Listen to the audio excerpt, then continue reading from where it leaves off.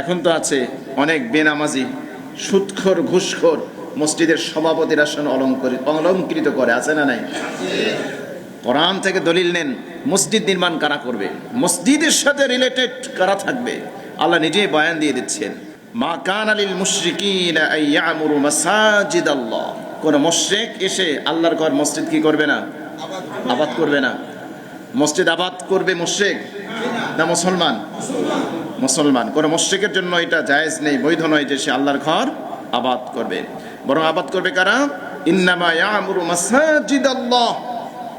যারা আল্লাহর ঘর আবাদ করবে তাদের পরিচয় 1 নম্বর হলো মান আমানা বিল্লাহি ওয়াল ইয়াউমিল আখির, আল্লাহ বিশ্বাস করে, পরকালে বিশ্বাস করে। 2 নম্বর ওয়া আকামাস সালাহ, সালাত আদায় করে, নামাজ পড়ে। ওয়া আতাস যাকাত, যাকাত আদায় করে। 3 নম্বর কোয়ালিটি, যারা মসজিদের সাথে সম্পৃক্ত হবে, মসজিদ কমিটিতে যারা থাকবে, তাদের 3 নম্বর কোয়ালিটি হলো তারা যাকাত আদায় করবে। ওয়ালাম ইয়াখশা ইল্লাল্লাহ, ভয় করবে একমাত্র কাকে? জোরে বলেন, কাকে ভয় করবে? আল্লাহকে। মসজিদের ব্যাপারে, মসজিদ তামিরের ব্যাপারে, আবাদের ব্যাপারে দুনিয়ার কারো রক্ত চক্ষুকে ভয় করবে না, একমাত্র ভয় করবে এক সত্তাকে, তিনি কে? ওয়ালাম ইয়াখশা ইল্লাল্লাহ ফাআসা উলাইকা আন ইয়াকুনু মিনাল মুহতাদিন। এই কোয়ালিটি যাদের থাকবে, এই বৈশিষ্ট্য যাদের থাকবে, এই সিফাত যাদের থাকবে, আশা করা যায় তারা আল্লাহর পক্ষ থেকে হেদায়েত প্রাপ্ত হবে। সুবহানাল্লাহ। তাহলে মুসলমানের সম্পর্ক কার সাথে? আরে বলেন না, কার সাথে? আল্লাহর নবী মুহাম্মদুর রাসূলুল্লাহ সাল্লাল্লাহু আলাইহি ওয়াসাল্লাম মদিনায় এসে সর্বপ্রথম যে কর্মসূচি হাতে নিয়েছেন সেটা হলো মসজিদ নির্মাণ।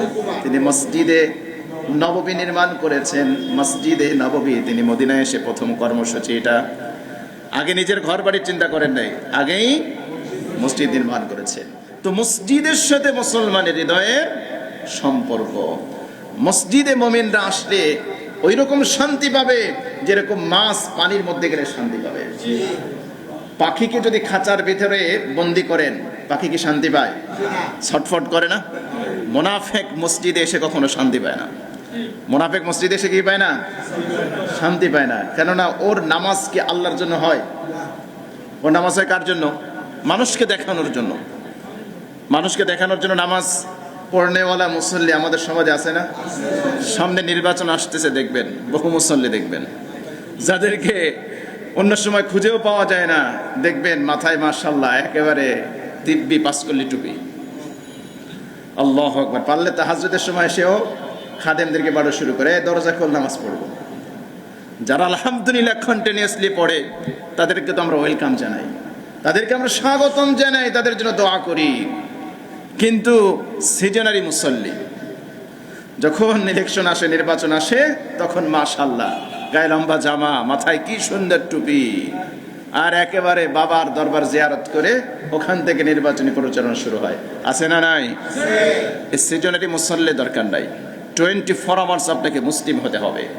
পার্ট টাইম মুসলিম হবেন, পার্ট টাইম ইসলাম পালন করবেন, এরকম কোন সুযোগ কোন আছে?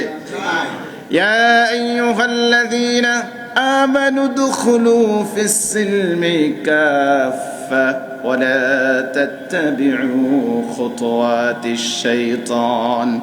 আল্লাহ রাব্বুল আলামিন বললেন, হে ঈমানদারেরা শোনো, পরিপূর্ণভাবে ইসলামে প্রবেশ করো, পরিপূর্ণভাবে ইসলামে একেবারে কমপ্লিটলি ইসলামের মধ্যে ঢুকে যাও। ওয়ালা তাত্তাবিউ খুতুওয়াতিশ শাইতান, খবরদার শয়তানের পদক্ষেপ পদাঙ্ক অনুসরণ করো না। তাহলে ইসলামে কি পরিপূর্ণ ঢুকতে হবে, না কিছু ঢুকবো আর কিছু বের হবো?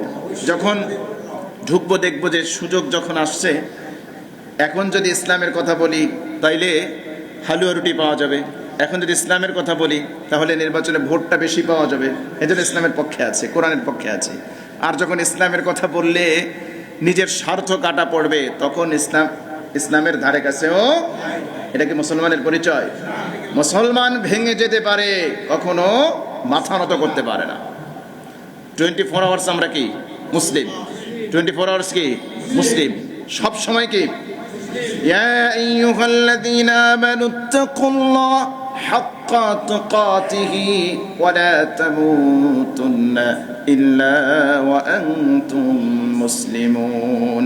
আল্লাহ রাব্বুল আলামিন বলছেন, হে বিশ্বাসীগণ শোনো, একেবারে পরিপূর্ণভাবে তোমরা আল্লাহকে ভয় করো, ভয় করার মতো ভয় করো। ওয়ালা তামুতুন্না ইল্লা ওয়া আনতুম মুসলিমুন, মুসলমান না হয়ে মৃত্যুবরণ করো না।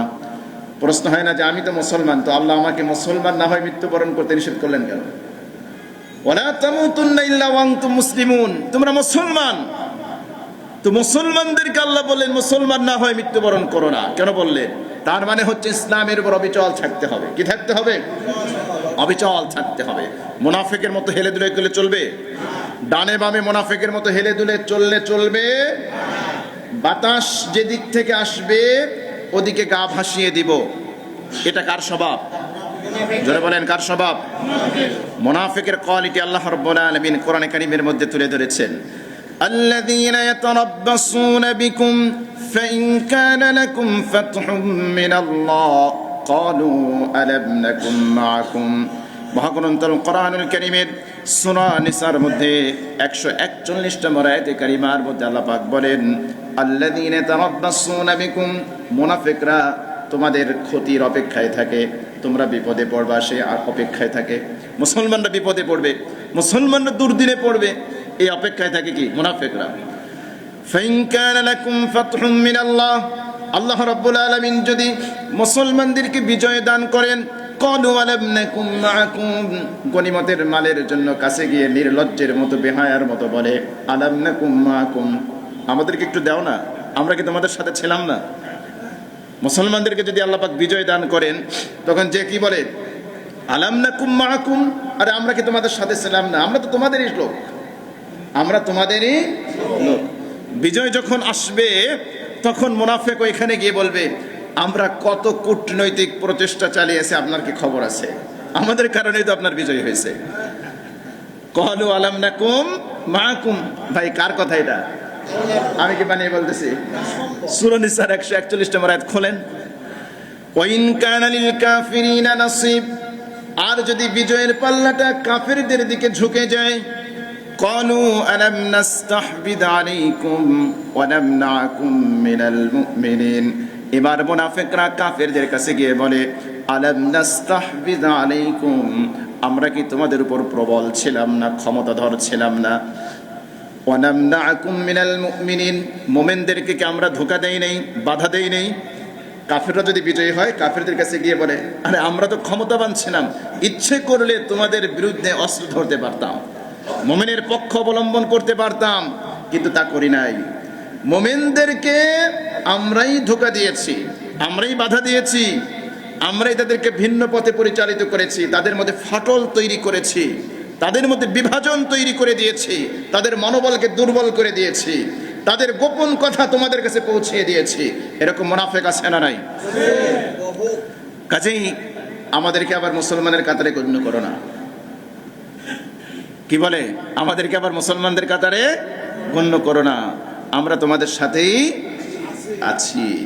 ওয়াইদা খালাউ ইলা শায়াতিনহিম ক্বালু ইন্না মাআকুম ইন্নামা নাহনু মুস্তাহজিউন, যখন তারা তাদের শয়তান বন্ধুদের সাথে, তারা তাদের অভিভাবকদের সাথে মিলিত হয়, ক্বালু আলাম নাকুম ক্বালু ইন্না মাআকুম, তারা বলে আমরা তো তোমাদের সাথেই আছি, মুমিনদের সাথে তো একটু ঠাট্টা বিদ্রুপ করলাম। তাহলে মুনাফিক ওদিকেও আছে, এদিকেও আছে, ওদিকেও আছে, এদিকে আছে। আল্লাহু আকবার। মুনাফিকরা যে কাজ করে, এই কাজ কি মুসলমান করতে পারে ভাই? মুমিনরা করতে পারে? কখনো না, কখনো না। এজন্য আপনি মুমিন, আপনি মুসলমান, আপনাকে ভুলে গেলে চলবে না। স্বার্থ কাটা পড়ুক চাই না পড়ুক, আপনার হালুয়া রুটি জুটুক অথবা না জুটুক, আপনি মুসলিম। যদি মুসলমান পরিচয় দিয়ে বেঁচে থাকতে পারি তাহলে থাকবো ইনশাআল্লাহ। আর যদি মৃত্যু আসে তাহলে তো মৃত্যুবরণ করতেই হবে। মৃত্যুকে কি এড়িয়ে চলা যাবে? এড়িয়ে চলা যাবে না। তো যাই হোক, কথা প্রসঙ্গে বললাম যে মুসলমানের সম্পর্ক হবে কার সাথে? মসজিদের সাথে। কার সাথে? মসজিদের সাথে। মসজিদের সাথে মুসলমানের সম্পর্ক হবে, এটা হচ্ছে সিম্বল অফ ইমান। ইমানের একটা নিদর্শন। নবীজি বলেছেন, যে ব্যক্তি মসজিদে যায়, মসজিদকে ভালোবাসে, তুমি দেখো যে সে 5 ওয়াক্ত নামাজ মসজিদে পড়তে যায়, তোমরা সত্যায়ন করো, সার্টিফিকেট দাও যে সে মুমিন। সুবহানাল্লাহ বলেন। মুনাফিক ফজরের নামাজের এই ঘুম হারাম করে দিয়ে মসজিদে আসবে, এতটাই মুনাফিকের ঠেকে নাই, আসবে না। আসবে, মাঝে মাঝে আসতে পারে একটু দেখানোর জন্য, যাতে করে আমরাও তোমাদের সাথে আছি।